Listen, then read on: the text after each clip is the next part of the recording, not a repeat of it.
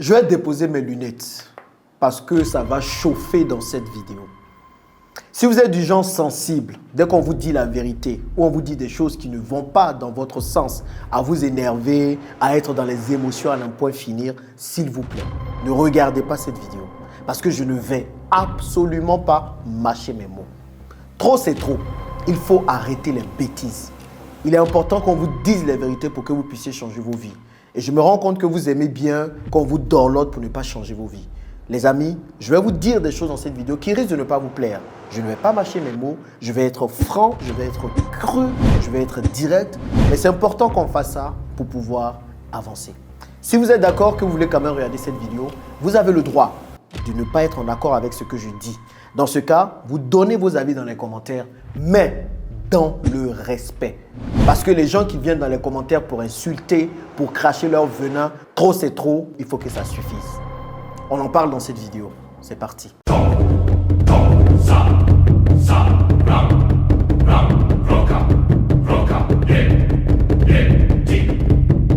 Je remets mes lunettes et bienvenue à tous ceux qui sont là pour la première fois. Je m'appelle Jean-Yves Bragbo, multi-investisseur principalement en Afrique où je suis revenu vivre définitivement depuis maintenant 2 ans. Et donc je partage sur ma chaîne tous les secrets pour vous permettre vous aussi de réussir vos investissements en Afrique et gagner beaucoup plus d'argent. Si c'est une thématique qui vous parle, la première chose, abonnez-vous. La deuxième, activez la cloche de notification et n'oubliez pas de partager cette vidéo afin de faire comprendre ce que je veux dire à plusieurs personnes. Si vous êtes d'accord, même si vous n'êtes pas d'accord, partagez quand même et puis ça ouvre le débat.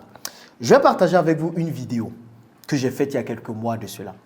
Dans cette vidéo, je parlais du retour en Afrique et je disais des choses qui visiblement n'ont pas plu à beaucoup de personnes qui sont venues m'insulter dans les commentaires comme sous plusieurs de mes vidéos. Il n'y a pas de souci, les injures, on est habitués. On se met sur YouTube pour faire des vidéos, pour pousser les gens au changement, mais forcément, le changement, ça traîne un peu.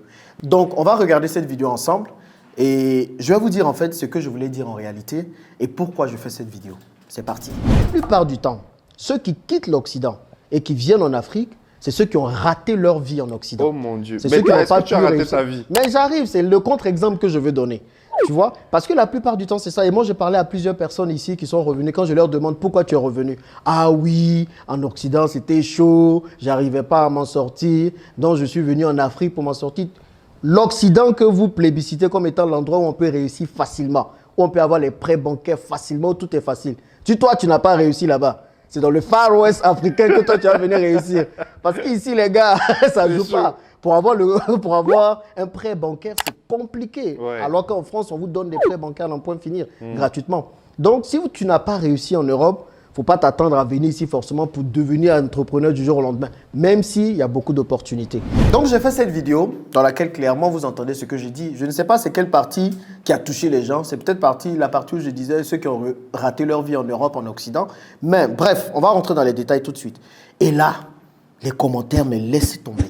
Il y a des gens qui disaient, c'est des bêtises. Moi, j'ai quitté l'Occident pour mon pays. Arrêtez de raconter des conneries comme ça aux jeunes pour les inciter à voyager. D'autres qui disaient du n'importe quoi. La plupart des gens qui n'ont pas réussi ont plutôt honte de rentrer en Afrique. Ils racontent du n'importe quoi. Et le jeune ivoirien Youssouf Karus, il a raté sa vie en Occident ou pas? Le gars-ci n'a encore jamais dit quelque chose de cohérent. Vraiment, voilà, c'est mon constat aussi. J'estime qu'il parle pour parler. Il dit du n'importe quoi, ce mec. Bref, j'ai 40 ans en France, j'ai réussi à faire un projet en Afrique. En France, tu obtiens un crédit facilement et gratuitement. C'est quoi ce ramassis de conneries? Bon, je vois que je vous ai blessé dans votre amour-propre avec cette vidéo en disant tout simplement ce que je pense et ce qui est vrai en finalité. Vous allez me dire c'est ma vérité, mais c'est ce que je constate. Quand je viens vous dire la plupart du temps, vous n'avez pas compris quelle partie dans la plupart du temps. La plupart du temps, ça ne veut pas dire que c'est le cas de tout le monde. Mais la plupart du temps, ça veut dire, c'est dans une grande généralité. Moi, quand je viens parler sur YouTube, là, je ne viens pas juste pour vous dire les choses comme ça en l'air. C'est par expérience que je viens vous parler. Ça fait 3 ans, un peu plus de 3 ans, 4 ans maintenant que je suis sur YouTube. Et ça fait plus de 3 ans que je parle du retour en Afrique. Ça fait 2 ans que je suis revenu vivre en Afrique. Je reçois des centaines et des centaines de messages, que ce soit par email, que ce soit sur YouTube, que ce soit sur Instagram, que ce soit sur Facebook, de personnes qui sont en Occident, qui veulent revenir en Afrique.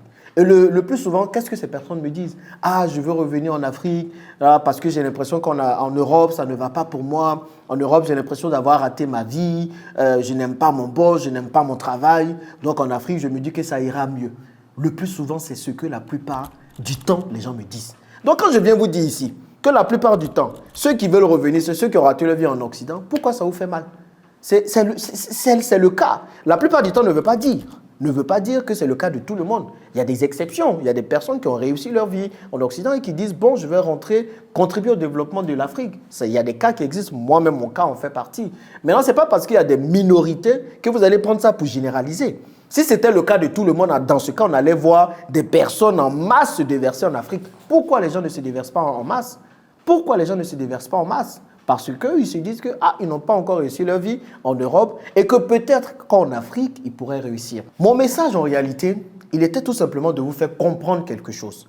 Puisque vous êtes tous en train de dire que l'Occident est un peu une forme d'Eldorado. C'est ce que plusieurs disent. Pourquoi des centaines de personnes veulent quitter l'Afrique pour aller en Occident? Pourquoi des centaines de personnes risquent leur vie dans la Méditerranée pour aller en Occident? C'est parce que d'après vous, en Occident, il y a les meilleurs soins hospitaliers, il y a les meilleurs soins de santé, donc le système hospitalier est beaucoup plus performant. C'est parce qu'en Occident, vous avez visiblement beaucoup d'opportunités. Les gens vont me dire, ben oui, en Occident, même si tu n'as pas beaucoup de diplômes, tu peux travailler, contrairement à l'Afrique où le travail c'est dur et tout. En Occident, c'est beaucoup plus facile d'avoir des petits boulots, de gagner de l'argent. Donc une grande partie des gens qui sont en Occident, des Africains qui sont en Occident, sont des gens qui font des petits boulots. Ce sont des gens qui font des petits boulots. Ils font beaucoup de choses, de petits boulots comme ça. Ce n'est pas péjoratif, mais c'est le cas. C'est le cas. Et donc, ces personnes-là, malheureusement, se disent, une bonne partie en tout cas, se disent, bon, voilà, on est en Europe, on travaille depuis des années, on n'a pas pu épargner, on n'a pas pu mettre de l'argent de côté. On s'est dit que peut-être qu'en Afrique, on va réussir. Donc, à un moment donné, on va penser partir en Afrique. Donc, ces personnes-là veulent venir en Afrique en espérant réussir en Afrique. Je ne dis pas que c'est impossible. Je ne dis pas que ces personnes ne peuvent pas réussir en Afrique.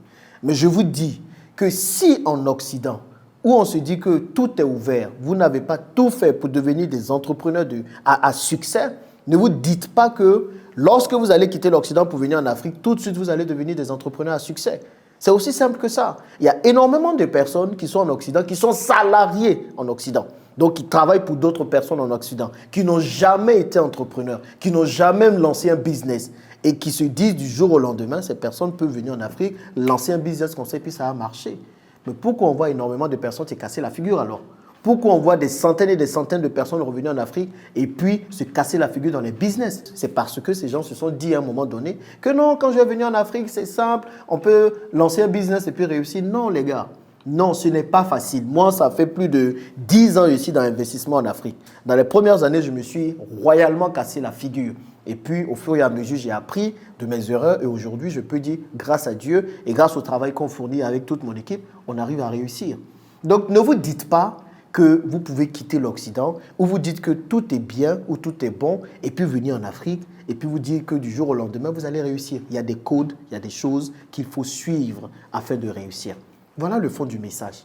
C'est quoi qui va faire que vous allez vous lever pour venir insulter, dire, raconte des conneries, raconte des messages. En plus, sous la vidéo même, j'ai mis un lien de la vidéo en intégralité où j'étayais, où je donnais plus d'alibi. Mais comme vous n'aimez pas regarder, comme vous n'aimez pas aller dans le fond des choses, vous voulez vous positionner sur juste 1 minute pour pouvoir verser votre venin, vous avez versé votre venin.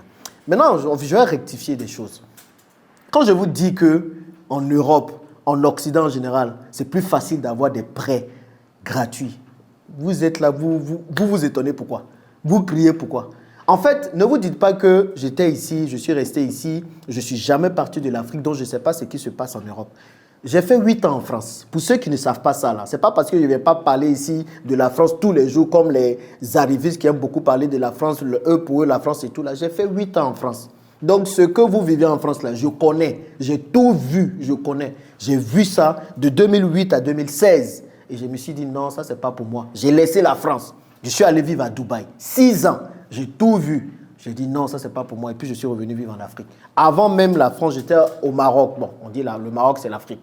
C'est le pays frère de la Côte d'Ivoire. Voilà. Donc, je ne vais pas compter dedans. Mais ça fait 20 ans à peu près que j'ai vécu à l'étranger. 20 ans. 21 ans pour être précis. Donc, quand je vous parle de la diaspora, ne vous dites pas que je ne sais pas de quoi je parle. Je sais exactement de quoi je parle. Et quand je vous parle des prêts gratuits, c'est des prêts qui existent. Peut-être que vous ne savez pas que c'est des prêts qui existent. Vous ne savez pas que c'est des prêts que vous pouvez avoir parce qu'encore une fois, vous manquez de certaines connaissances. C'est ça qui fait qu'aujourd'hui, la communauté est dans cette situation parce qu'on n'a pas les bonnes connaissances, parce qu'on n'a pas les bons tuyaux pour avoir de l'argent. Donc, prenons par exemple le PTZ.